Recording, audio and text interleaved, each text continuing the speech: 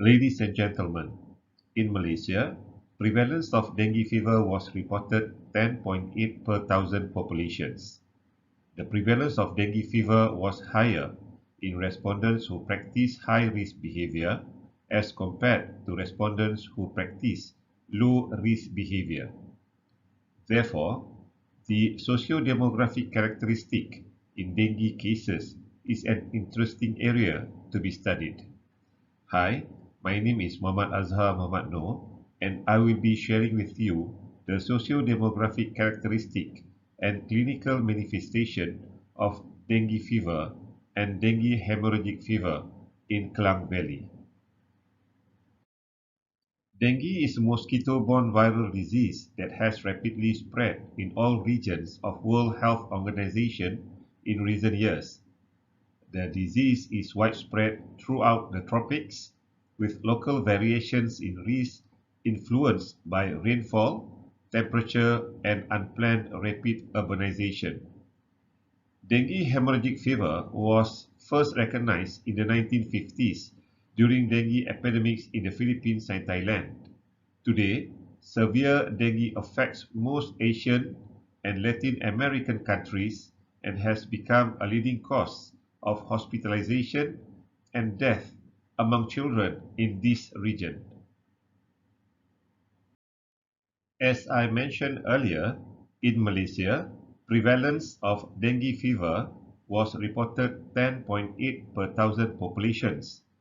The prevalence of dengue fever was higher in respondents who practice high-risk behavior as compared to respondents who practice low-risk behavior. Thus, the socio-demographic characteristic in dengue cases is an interesting area to be studied, and that will be the aim of this study. This study aimed to determine the socio-demographic characteristic and clinical manifestation of dengue fever and dengue hemorrhagic fever cases in the Klang Valley. The methodology.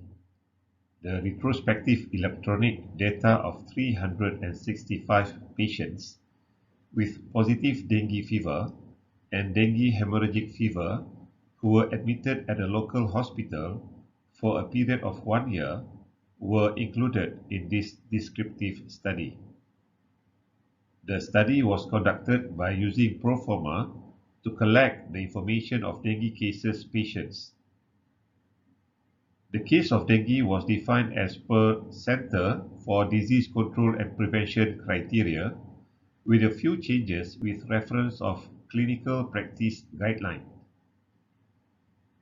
Each of patient, gender, ethnicity, and locality were recorded under demographic details. The data collected was then interpreted by using SPSS version 21 software to determine the distribution between dengue fever and dengue hemorrhagic fever patient.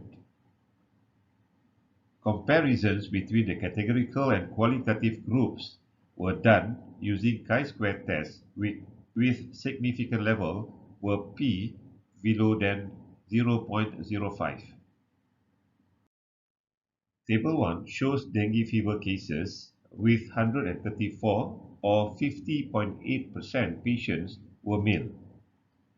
Middle adults had the largest number with 115 or 43.6%, followed by children with 109 or 41.3%. As for ethnicity, Malay stated the highest number with 158 or 59.8% cases. The dengue hemorrhagic fever cases shows that the middle adults stated the highest number, followed by the children. 79 of the patients were male and 61 of the patients were Malay. 70 or 69.3% of the total number of dengue hemorrhagic fever cases were recorded by patients who live in urban areas. Table 2 shows the distribution of clinical manifestation of dengue fever and dengue hemorrhagic fever. Mostly, dengue patients complain of having fever for dengue fever and dengue hemorrhagic fever with 100% and 98% respectively. Table 3 indicates the incidence of dengue fever is higher in female, that is 85.5%, compared to male, that is 62.9%. However, in dengue hemorrhagic fever, male is higher than female. Statistical chi-square analysis showed that gender between male and female showed significant results, P below than 0.001, with both dengue infections. Table 4 shows there is significant difference between each group and type of dengue. The proportion of dengue fever is highest in children with 82%. However, the proportion of dengue hemorrhagic fever is highest in young adults, that is from 18 to 36 years old. Table 5 shows the proportion of dengue fever is highest in Chinese with 76.9%, followed by Indian with 76.3% and Malay with 72.1%. Others are detected at 68.1%. However, there is no significant association between ethnicity and type of dengue. Table 6 shows the association between living places and type of dengue. The proportion of dengue fever is higher in rural, that is 74.6%, compared to urban 71.2%. However, in dengue hemorrhagic fever, patients that live in urban are higher than patients live in rural. Thus, there is no significant difference between living places and type of dengue. From our study, we found that 213 cases were from male patients, with each group with the highest proportion from middle adults group. As for ethnicity group, Malay had the highest. For living places, patients who stayed in urban had a higher frequency rather than patients who stayed in rural, with 243 cases. The socio-demographic characteristic distributions might be due to the vicinity of the study area where the majority are Malays and are urban places. Similar study on the socio-demographic factors associated with the prevalence of dengue in the eastern part of Sudan and Pulau Ketam, Malaysia, showed household distribution and density is one of the risk factors to get infected by dengue fever. The proportion of dengue fever is higher in female, that is 85.5%, compared to male, that is 62.9%. However, in dengue hemorrhagic fever, male is higher with 38.5% than female, which 14.5%. There is significant difference between sex and type of dengue. This result is supported by a study from the Western Pacific region, stated that gender differentials in the reported dengue surveillance data may be due to, number one, differentials between the gender in exposure-associated behaviors or activities, biological differences between the sexes, and number three, differential healthcare access or seeking behavior between men and women. A previous study by Anders et al. 2011 stated that women has higher seeking behavior rather than men. Thus, women detect the illness earlier than men. This is the main reason why men is having higher possibility to get dengue hemorrhagic fever. The proportion of dengue fever is highest in children with 82%, followed by middle adults, that is 36 to 55 years old, and young adults, 18 to 36 years old. There is significant differences between age group and type of dengue. Similar results have been found when antibody responses to dengue infection were analyzed. Most children had primary type responses, while adults and older had secondary type immunological responses. Immunological factors are the possible factors that differentiate age group and types of dengue. Following our study, dengue fever is highest in Chinese with 76.9%, followed by Indian with 76.3%, Malay with 72.1%, and others with 68.1%.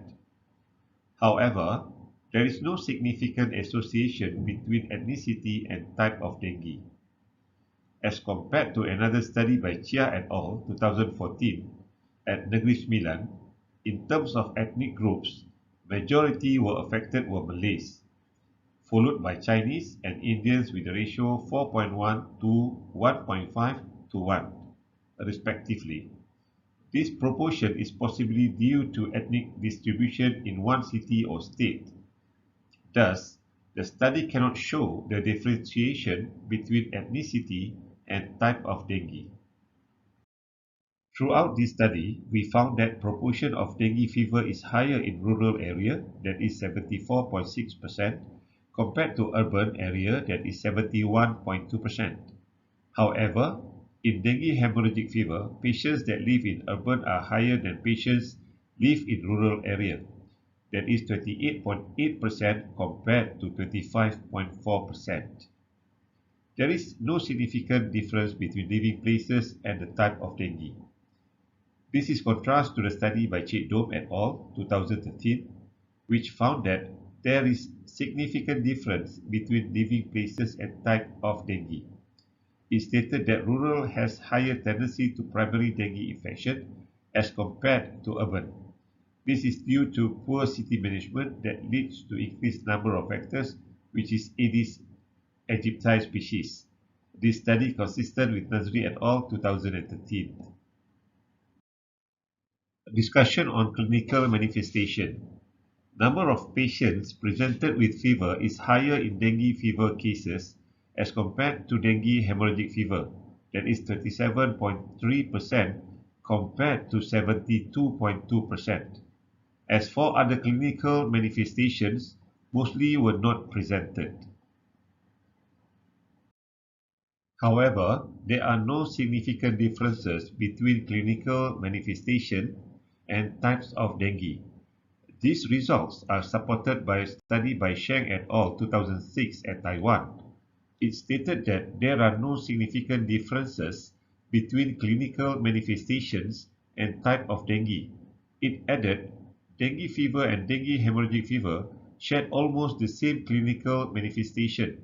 Thus, the clinical manifestation is not the best indicator to differentiate type of dengue. In conclusion, from our research, we found that out of 365 cases, most of them were male, middle adults, Malay, and living in urban areas. The results showed that there are significant difference between age and gender on type of dengue. As for clinical manifestation, there are no significant differences between clinical manifestation and type of dengue. We recommend for future studies, a combination of several medical institutions may be chosen to provide more reliable and more accurate results. Moreover, a larger distribution of socio-demographic can be found in combination institutions. Our study is important to clarify the significant differentiation of socio-demographic characteristics and clinical manifestations towards type of dengue. With that, thank you.